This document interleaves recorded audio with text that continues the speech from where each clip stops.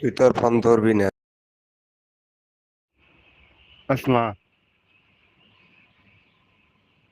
আসমা, তুই সঠিক, আমি ভুল। তুই আমার মাফ করে দিস, বুঝছস? আমি সবকিছু কাটে দিতে হবে। আমার আমার বাপ কালকে রাইতে মৃত্যু সজায় রে। আমার বাপ কালকে মৃত্যু সজায়। তুই আমার মাফ করে দিস, আমার মাফ করে দিস। আমার হাতে যোগাযোগ না রাখলি, বুঝছস?